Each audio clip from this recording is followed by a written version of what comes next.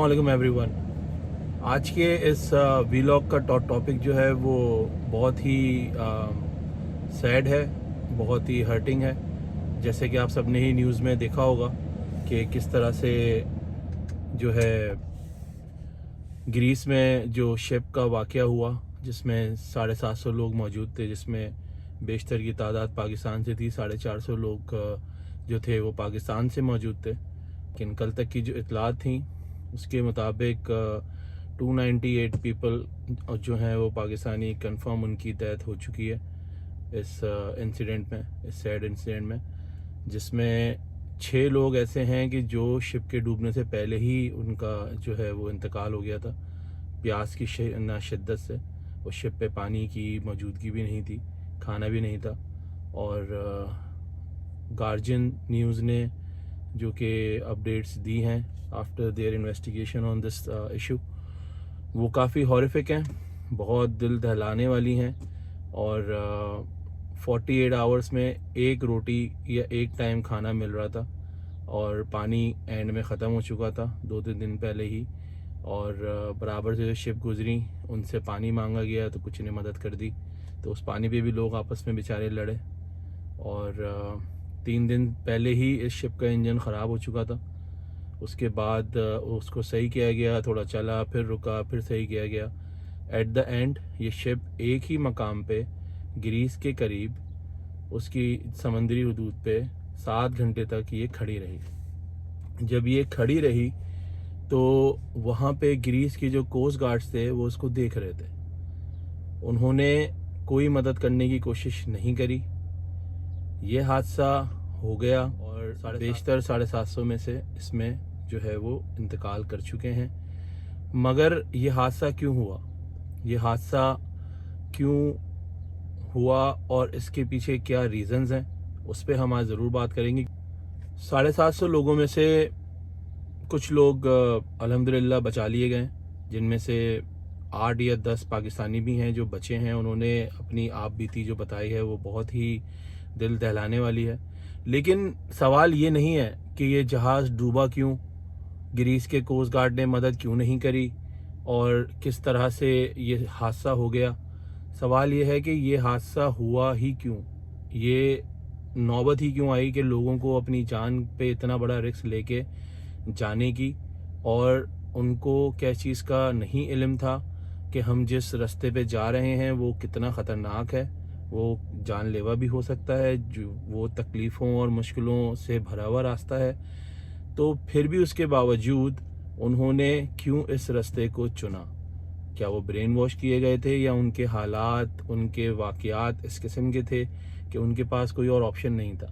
उनकी ज़िंदगी इस हादसे में जो तकलीफ़ें उन्होंने उठाई उससे कई ज़्यादा तकलीफ़ों से भरी हुई थी। क्या इस हादसे के पीछे हमारी गवर्नमेंट ज़िम्मेदार नहीं है कि उसने हमारी जो यूथ है, जो कि 31% हमारी यूथ जो कि क्वालिफाइड है, जिसके पास डिग्रियां मौजूद हैं, और वो अनएम्प्लॉयड है। उसके अलावा 2.5 करोड़ बच्चे पाकिस्तान की टोटल पॉपुलेशन में से अभी भी स्कूल नहीं जाते, उनके पास स्कूल की फैसिलिटी नहीं है। वो 2.5 करोड़ बच्चे आगे जाकर क्या करेंगे? या तो अब उन्हें कोई स्किल आप सिखाएं, उसका कोई निज़ाम है नहीं। हमारे पास कोई ऐसी गवर्नमेंट के इंस्टीट्यूट नहीं मौजूद जहाँ पे फ्री बच्चों को स्किल सिखाई जाती हो। जो कुछ बनाए भी जाते हैं उनके फंड्स रुक जाते हैं, उनकी कोई देख रेख नहीं होती, वो बस बनते हैं, थोड़े टाइम तक चलते हैं, फिर वो भी डिसकंटिन्यू हो जाते हैं because of lack of funds और lack of interest of our government officials. उसका सिर्फ नाम होता है, फिर उस पर सिर्फ लोग पैसे खाते हैं। 70 लाख लोग पाकिस्तान में पिछले 1 साल में जो टेक्सटाइल इंडस्ट्री में काम कर रहे थे, उसमें मुलाजमत थी, उनकी नौकरियां जा चुकी हैं, उनकी कई टेक्सटाइल इंडस्ट्रीज़ बंद हो चुकी हैं। उसके अलावा ये पहला वाक़या नहीं है। इसी साल फरवरी में 64 लोग इसी तरह के एक हादसे में जो है वो मरे, शहीद हुए, जिनमें हमारी शाहिदा नामी जो हॉकी की एक वेल इस्टेब्लिश प्लेयर थी, वो भी उसमें जो है वो उन्होंने भी अपनी जान जो है वो खोई, वो भी इसमें शहीद हुई। वो अपने बच्चे के इलाज के लिए जाना चाहती थी, क्या हमारे पास इलाज की सहूलत हमारे हॉकी प्लेयर, हमारी नेशनल टीम की जो प्लेयर हैं उनके बच्चे तक के लिए नहीं है? तो आप ये अंदाज़ा लगाएं कि वो गरीब आदमी कि जिसके पास ना तालीम है, ना वसाइल हैं, ना कोई सपोर्ट है, जिसके पास कोई गाइडेंस भी नहीं है, तो उस बेचारे के क्या हालात होंगे। ग्रीस की आवाम बहुत बाशऊर आवाम है, उसने इसके ऊपर प्रोटेस्ट किया अपनी गवर्नमेंट और कोस्ट गार्ड्स के अगेंस्ट कि उन्होंने इस पर बहुत ही पुअर शो किया। देखें, ग्रीस को कोई लगाव नहीं है, आप एक थर्ड वर्ल्ड कंट्री से आ रहे हैं, ठीक है। मोस्टली उस पे जो लोग थे वो पाकिस्तानी, लिबिया और इजिप्ट के थे, ठीक है। वो लोग ऑलरेडी इलीगल इमिग्रेशन से तंग आए हुए हैं। सालाना 40,000, सिर्फ 40,000 पाकिस्तानी का फिगर है जो कि सालाना यूरोप में डंकी के थ्रू इंटर होता है। वो व्यूअर्स जिनको डंकी टर्म के बारे में नहीं पता, डंकी एक प्रोसेस है जिसमें आप इलीगली एक जगह से दूसरी जगह जो है वो इलीगल इमिग्रेशन आपकी होती है। आप छुपते छुपाते एजेंट्स के थ्रू उन्हें पैसे देके आप बॉर्डर क्रॉस करते हैं, एक कंट्री से दूसरी कंट्री, दूसरी से तीसरी कंट्री, और इस तरह से आप पहुंचते हैं। बहुत सारे वाक़यात ऐसे हैं जो कि रिपोर्ट का हिस्सा ही नहीं बन पाते। ये तो आज एक इतना बड़ा हादसा हो गया तो आज हमारी गवर्नमेंट भी हरकत में आ गई, उन्होंने एजेंट्स को पकड़ धकड़ शुरू कर दी। लेकिन सवाल ये है कि क्या ये पॉसिबल है कि सिर्फ वो एजेंट, जो कि उनकी अगर आप बातें सुने वो खुद भी कोई बहुत ख़ास पढ़े लिखे और बहुत कोई अपना बहुत ज़्यादा रिसोर्सेस वाले लोग नहीं हैं, वो भी कोई कॉमन लोगों में से ही हैं, ठीक है। बस उनको एक इलीगल रास्ता और चैनल पता ना चल गया तो वो उसको यूज़ कर रहे हैं। वो लोग, आप एक मोबाइल फ़ोन हमारी कस्टम की नज़र से चुरा कर नहीं निकाल सकते, चाहे वो एयरलाइन हो चाहे वो शिप हो। तो ये कैसे पॉसिबल है कि ये 450 लोग पाकिस्तान से निकल गए बरास्ता Karachi to Dubai, Dubai to Libya, Libya से फिर ये इटली थे जा रहे। हमारी कस्टम के रेंज से 450 लोग निकल गए। ये तो फिर सिक्योरिटी का इशू है, ये तो मुल्क के दिफा का इशू है। 450 लोग अगर निकल गए तो 450 लोग इंटर भी दो होंगे, वो आपकी डिफरेंट कंट्रीज़ के एजेंट्स हो सकते हैं, डिफरेंट कंट्रीज़ का एजेंडा लेके आ सकते हैं जो कि आपके दिफाई तनसीबात को, आपकी आवाम को, आपकी तमाम तर जो इम्पोर्टेंट जगहें हैं उनको वो नुकसान पहुंचा सकते हैं। तो क्या ये बहुत बड़ा सिक्योरिटी फेलियर बन के सामने नहीं आया? जो कुछ अभी गवर्नमेंट कर रही है, सॉरी टू से, it seems like a cover up, कि वो एक शोर मचा है, इंटरनेशनल मीडिया में शोर मचा है, सब जगह इस वाक़ये की बात हो रही है, इसीलिए गवर्नमेंट को कुछ ना कुछ तो करना था, उसने एजेंट्स को पकड़ा। क्या अभी तक किसी भी न्यूज़ में आपने ये देखा है कि उन्होंने ये कहा हो कि हमें पाकिस्तान में भी इसका नेटवर्क मिल गया कि कौन कस्टम ऑफिसर्स, कौन गवर्नमेंट ऑफिशियल, कौन लोग इस चीज़ को करने में हेल्प कर रहे थे? वो सिर्फ ये कह रहे हैं कि ये यहाँ से ये था शौकत नामी बंदा और इसका भाई लियाकत लिबिया में था, लियाकत का तीसरा भाई जाफर वहाँ पे था। वो सिर्फ दूसरों पे कहानी रखने की कोशिश है। गवर्नमेंट किसी भी अपनी इन्वॉल्वमेंट, अपने गवर्नमेंट ऑफिशियल्स की इन्वॉल्वमेंट को ना एक्सेप्ट कर रही है, ना करेगी, ठीक है। जब तक उन लोगों के खिलाफ एक्शन नहीं होता ऐसे वाक़ये होते रहेंगे। जब तक आप अपनी आवाम को तालीम, शऊर, रिसोर्सेस, उनको स्किल्स और उनकी प्रॉपर तरबियत नहीं करेंगे तब तक ये वाक़या होता रहेगा। लेकिन आज किसी भी चीज़ के हवाले से नॉलेज हासिल करना मुश्किल नहीं है। आज हज़ारों यूट्यूब चैनल हैं, हर कंट्री के हवाले से कई तरह के यूट्यूबर्स हैं, कई तरह के जो है कंसल्टेंट हैं, वो आपको गाइड करते हैं। फॉर एग्ज़ाम्पल यूएस में रमशा खान हैं, जिन्हें मैं भी फॉलो करता हूं, जिन्होंने मेरी वाइफ की ग्रीन कार्ड में मेरे के केस में काफ़ी हेल्प किया, काफ़ी गाइड किया। She go through all new rules and loss, she explain it very clearly in a simple way, जो कि शायद बहुत सारे लोगों को इंग्लिश उनकी इतनी अच्छी नहीं होती, वो कई सारी चीज़ों को नहीं समझ पा रहे होते। Ramsha Khan is one of the example for US. Ramsha Khan की तरह और भी बहुत सारे लोग हैं जो कि इस किस्म के यूट्यूब चैनल्स हैं उनके, वो दूसरों को गाइड करने की कोशिश कर रहे हैं। वो चाहते हैं कि जिस चीज़ से वो गुजरे हैं उस प्रोसेस को दूसरों के लिए आसान कर दें, बेटर एक्सप्लेनेशन के साथ, जैसे उन्होंने मेरी वाइफ के केस में मुझे गाइड किया। And thank you so much for that Ramsha. इसी तरह से यूके में कई सारे जो हैं वो गाइड करने के लिए लोग बैठे हैं। जर्मनी है, ऑस्ट्रेलिया है, यूरोप है, सऊदीया है, यूएई है, बहुत ऑप्शन है। मैं अपने भी कई सारे दोस्तों से ये बात हमेशा बोलता हूँ कि अगर आपने यूएस का अप्लाई किया और आपका अनफॉर्चुनेटली नहीं हुआ तो आप दिल बर्दाश्ता मत हो, आप कहीं और का अप्लाई करें, आप जर्मनी निकल जाएं, आप किसी और कंट्री निकल जाएं, लेकिन लीगल वे से निकलें। इलीगल काम की एंडिंग सही नहीं होती। ये वो दौर नहीं है कि 1980s में आप शिप के नीचे छुप के चले गए और जो हम एक कहानियाँ सुनते हैं, वो जेब में $2 लेके आए थे, आज वो ये बन गए। वो दौर नहीं है। ये टेक्नोलॉजी का दौर है, ये इलेक्ट्रॉनिक मीडिया का दौर है। हर चीज़ जो है वो रिकॉर्ड का हिस्सा है। आपकी एंट्री, आपका एग्जिट, सब कुछ रिकॉर्ड का हिस्सा है। कोई चीज़ आप स्लिप नहीं कर सकते। सब कुछ अब सब कुछ ना सिस्टमेटिक है। तो आप जितने भी स्मार्ट हो, आप लॉ और जो यहाँ पे सिस्टम है उसको धोखा नहीं दे सकते। तो इट इज़ बेटर कि आप राइट वे को सेलेक्ट करें, सही लोगों से गाइडेंस लें, फ्री ऑफ कॉस्ट है। रमशा खान जैसे मैंने एक मिसाल दी, she don't charge you, you just have to watch her videos on YouTube. Internet आज हर गांव, हर छोटे से छोटे एरिया में मौजूद है। वैसे ही जैसे मैं मिसाल दे रहा हूँ, वैसे ही हर सिटी में, हर कंट्री के लिए, हर जगह के लिए ऐसे लोग मौजूद हैं जो आपको फ्री में गाइड कर रहे हैं। अब वो मसला भी ख़त्म हो गया कि आपने कंसल्टेंट के पास जाना है, वो इतने पैसे लेगा, वो इतने पैसे लेगा। यहाँ तक लोगों ने इजी कर दिया है कि वो आपको इवन फॉर्म फिल करना तक अपनी यूट्यूब वीडियोस में, अपने ब्लॉग्स में आपको सिखा रहे हैं कि यार फॉर्म में यहाँ ये लिखना है, वहाँ वो लिखना है, इस तरह करना है, उस तरह करना है, इसमें ये चेंज है, इसमें वो चेंज है। उसके अलावा अगर आप उनसे कमेंट सेक्शन में सवाल करें तो वो आपको मज़ीद गाइड करने के लिए तैयार है। ठीक है, तो इस तरह की अपॉर्चुनिटीज़ को यूज़ करें, सही गाइडेंस लें। वो लोग जो सही तरीके से बाहर किसी मुल्क गए हैं उनसे मशवरा करें। देखें, मैं इस चीज़ के भी ख़िलाफ़ हूँ कि आप किसी को जज करें। मैं यहाँ पे एज ए स्टूडेंट आया, यहाँ पर आने के बाद मैं वर्क परमिट पे कन्वर्ट हुआ, मैंने यहाँ जॉब करी, 5 साल अल्हम्दुलिल्लाह जॉब करते हुए हो गए। उसके थ्रू मेरा ग्रीन कार्ड हुआ। स्ट्रगल था, 5 साल का इंतज़ार था, लेकिन इट पेड ऑफ।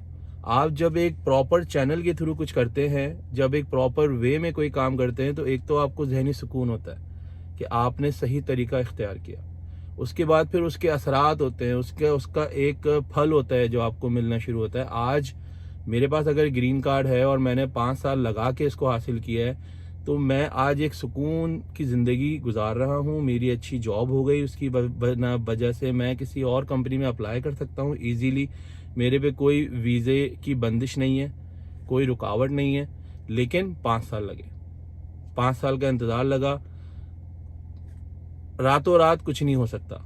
अगर आप समझते हैं कि एक दिन में, एक महीने में, एक साल में मैं सब कर लूँगा, आप नहीं कर सकते। कोई भी सीधा रास्ता छोटा नहीं होता, ये बात तो तय है। तो अपने अंदर पेशेंस लाएं, सही गाइडेंस लें, सही लोगों में बैठें। उसके अलावा देखें, इस चीज़ को समझें कि इस चीज़ के असरात बहुत हैं।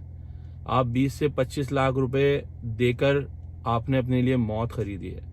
वही 20 से 25 लाख रुपए अगर आप अपने हाथ में रखते, प्रॉपर गाइडेंस आपने ली होती, उन्हीं पैसों के ज़रिए थोड़ा सा और एफर्ट लगता, लेकिन आप किसी लेबर वीज़े पे किसी और जगह तरीके से निकल सकते थे।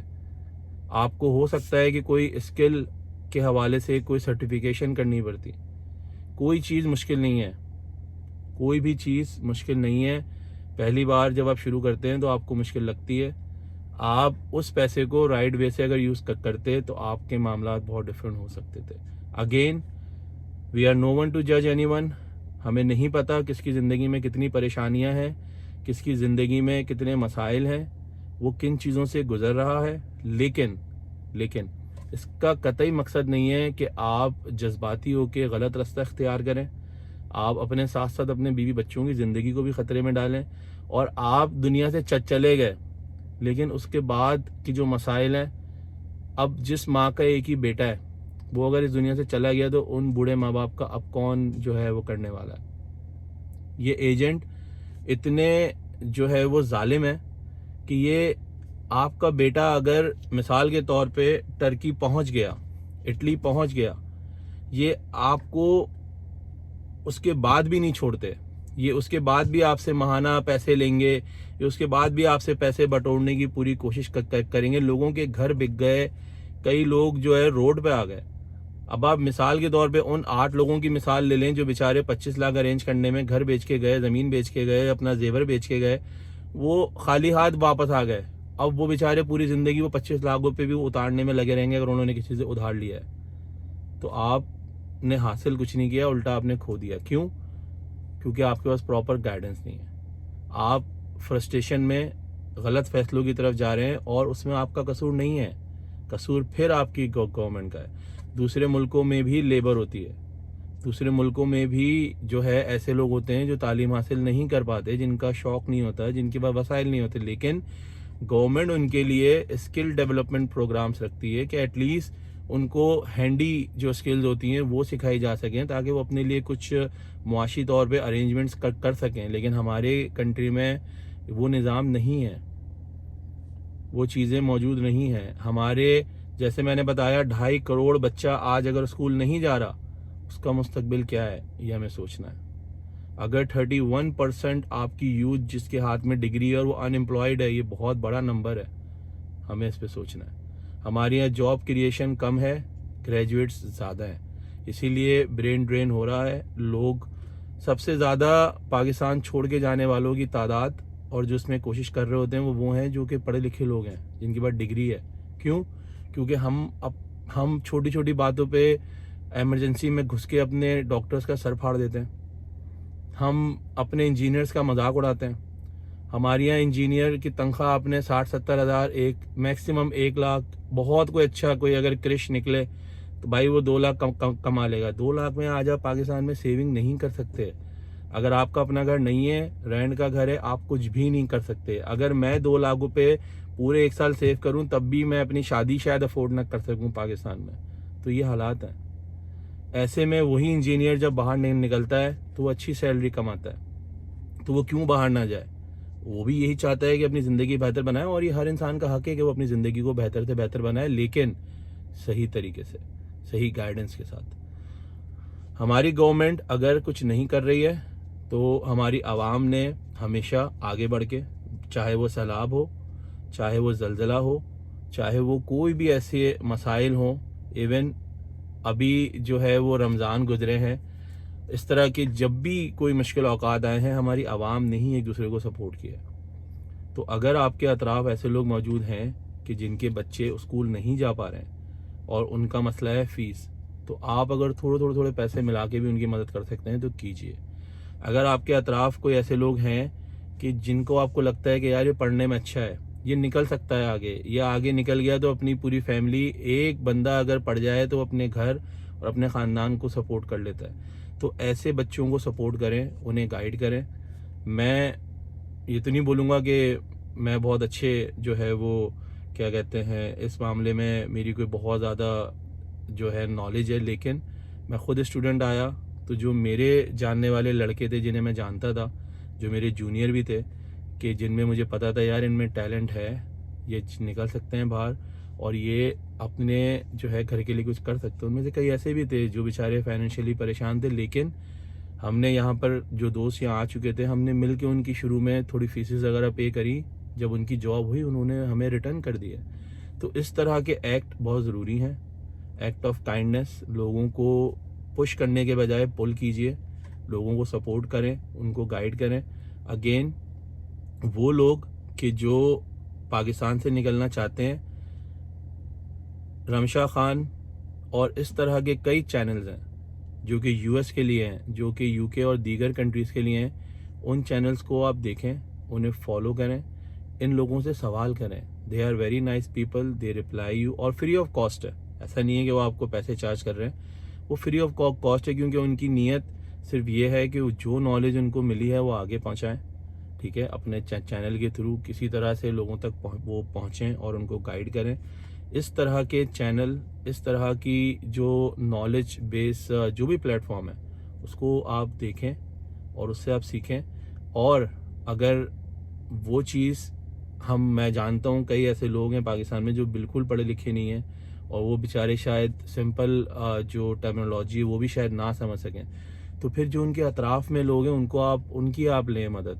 ऐसा हो नहीं सकता कि किसी मोहल्ले में 4 ग्रेजुएट ना हो। ऐसा हो नहीं सकता कि किसी भी जगह पे ऐसे लोग ना हो कि जिनके पास आप जाएं और आप उन्हें बताएं कि यार मैं चाहता हूं कि मैं टर्की निकल जाऊं, मैं चाहता हूं कि मैं सऊदीया निकल जाऊं, मैं चाहता हूं कि मैं दुबई निकल जाऊं, मुझे आप थोड़ा गाइड कर दें। ये मेरे पास रिसोर्सेज हैं, ये मोहतरमा हैं, ये अपने चैनल पे गाइड कर रही हैं, ये मुझे ये बता रही हैं, तो मुझे ये बात समझ में नहीं आई, तो आप मुझे थोड़ा भाई समझा दोगे। इस किस्म की आपको काउंसलिंग की ज़रूरत होती है और लोग आपको गाइड करते हैं। लेकिन ये हादसा जो हुआ ये फिर होगा। अल्लाह ताला जो है वो हम सबको महफूज रखे। लेकिन हकीकत यही है कि ये ना पहला वाक़या है ना ये आखिरी वाक़या है। हमारी गवर्नमेंट ने फ़कत एजेंट्स के ऊपर तो क्रैकडाउन किया है, लेकिन जो इसके असल मुजरिम है वो गवर्नमेंट ऑफिशियल्स भी हैं जिन्होंने ये होने दिया, जिन्होंने इस पर आंखें बंद करी। और हमारी गवर्नमेंट भी है कि जिन्होंने हमारे आवाम को इस नहज पे पहुंचा दिया कि वो इतनी फ्रस्ट्रेट हो चुकी है कि वो अब ये कहती है कि पाकिस्तान से जिंदा भाग। क्यों? क्योंकि उनके पास ना तो कोई रोज़गार है, ना आपने रोज़गार के ऑप्शन क्रिएट किए हैं। यहाँ पे आज अगर एक बंदे की नौकरी छूट जाए तो वो एटलीस्ट अपने घर का जो है वो खाना पीना अरेंज कर सकता है। किस तरह कि उसकी एक तो सेविंग होती है नंबर 1।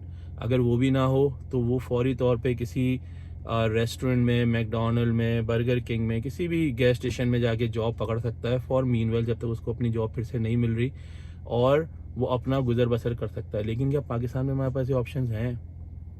जो ऐसे रेस्टोरेंट्स भी हैं वो आपको किस तरह ट्रीट करते हैं, सैलरी आपको ना होने के बराबर होती है और वो बिल्कुल ही एक गुलामाना तरीके से आपको इस्तेमाल कर रहे होते हैं। तो लिहाजा हमारे लोगों के पास ऑप्शंस भी नहीं है पाकिस्तान में। और यही सेम कहानी इंडिया की भी है। यही सेम कहानी गालिबन जो है वो अफ़गानिस्तान का नंबर 1 पे अफ़गानिस्तान है इलीगल इमिग्रेशन में, नंबर 2 पे इंडिया है, पाकिस्तान नंबर 3 पे आता है।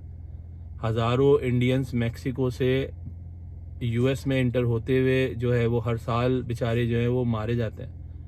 कुछ जो है वो यहाँ की बॉर्डर पेट्रोल पुलिस के रोकते हुए, कुछ उस सफ़र की जो सख्ती है, गर्मी है, पहाड़ हैं, कई जगहों पे इलेक्ट्रिक शॉक्स होते हैं, उन सब चीज़ों को बर्दाश्त नहीं कर पा रहे होते। इस पर कई डॉक्यूमेंट्रीज आ चुकी हैं। डंकी कोई नया टॉपिक नहीं है, ये जब से जो है वो दुनिया में बड़े शहर आबाद हुए हैं ये हमेशा से हो रहा है। क्योंकि हर बार ये नेचुरल प्रोसेस है कि हर इंसान चाहता है कि वो अपने जगह से निकल के किसी ऐसी जगह पे जाए जहाँ पे उसके पास कमाने, रहने और खाने के बेहतर मौके हों। लेकिन हमारा टॉपिक है कि हमने राइट वे प्रोवाइड करनी है ऐसे लोगों को, राइट गाइडेंस प्रोवाइड करनी है कि आप सही तरीके से ये काम किस तरह कर सकते हो। आपका हक है कि आप अपनी ज़िंदगी को बेहतर बनाओ, आपका ये हक है कि आप बेहतर कमाओ, अपने बच्चों और अपने घर वालों का अच्छा ख्याल रखो, उनको अच्छी ज़िंदगी दो, लेकिन सही तरीके से। वो तरीका जो कि आपकी जानलेवा साबित हो वो कभी भी आपके लिए जो है वो फ़ायदेमंद नहीं है। और ये जानते बूझते कि ये कितना ख़तरनाक है, फिर भी अगर आप जा रहे हैं तो हमें ये सोचने की ज़रूरत है कि वो लोग कितनी तकलीफ़ में थे, या उनके पास कोई ऑप्शन ही नहीं है कि वो इस नहज पे आ गए हैं कि वो कह रहे हैं भाई जान जाती है तो जाए, लेकिन हमें तो यहाँ टाइम करना पड़ेगा। तो kindly this is a high time कि हमारी गवर्नमेंट इस चीज़ पे सख्ती करे, ह्यूमन ट्रैफिकिंग पे। ऐसे लोग जो कि लाजमी तौर पे गवर्नमेंट में इन्वॉल्व होंगे, स्पेशली कस्टम में और इस किस्म की बॉर्डर पेट्रोलिंग में, कि जो इस चीज़ को देख के आंखें बंद कर रहे हैं उनके ख़िलाफ़ एक्शन हो। लोगों को अच्छी रिसोर्सेज प्रोवाइड करें, उनको स्किल्स जो है हासिल करने में हेल्प करें, प्रॉपर गाइडेंस करें और अपने लोगों के लिए कुछ ऐसे नेटवर्क्स बनाएं जो उनको गाइड कर सकें। हमारे ऐसे कई लोग हैं जो बेचारे मजदूरी करने के लिए दूसरे मुल्क जाते हैं और उनके साथ जो वहाँ पे बर्ताव होता है वो आप बयान भी नहीं कर सकते, हालांकि वो लीगल गए हुए होते हैं। क्यों? क्योंकि हमारी गवर्नमेंट की कोई बैकिंग नहीं है। हमारी गवर्नमेंट हमें लवारिस की तरह छोड़ देती है। दूसरे मुल्कों के लोगों को आप ऐसे ट्रीट नहीं कर सकते। आप माना थर्ड वर्ल्ड कंट्री है, लेकिन आप एक third world country with integrity भी हो सकते हैं। अपने आवाम की केयर आप नहीं करेंगे।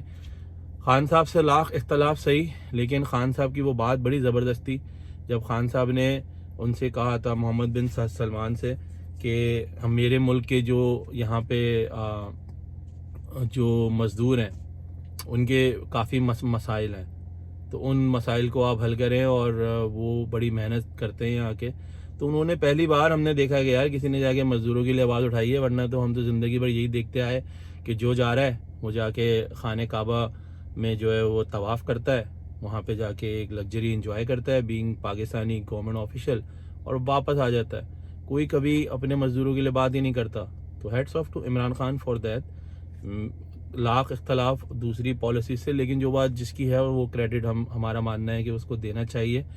उसके अलावा हमें ये इंश्योर करना चाहिए कि आप अगर डंकी लगा के मिसाल के तौर पे पहुंच भी गए पाकिस्तान से टर्की, आपकी वो ज़िंदगी बहुत बदतर ज़िंदगी है।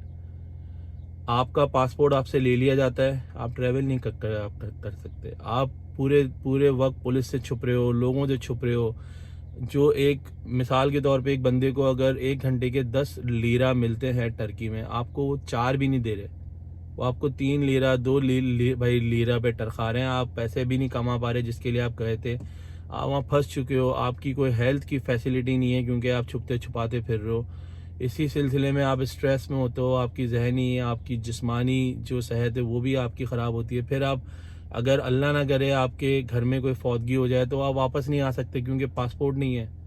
तो ये बहुत सारे मसाइल हैं। अगर आप सक्सेसफुली पहुंच भी जाते हो इलीगली किसी कंट्री में, तो वो एक अलग जर्नी है, वो एक अलग मसाइल हैं कि उसमें फिर आपको कितनी चीज़ों से गुजरना पड़ता है। एक जहनी टॉर्चर, एक सर पे तलवार आपके हमेशा लटकती रहती।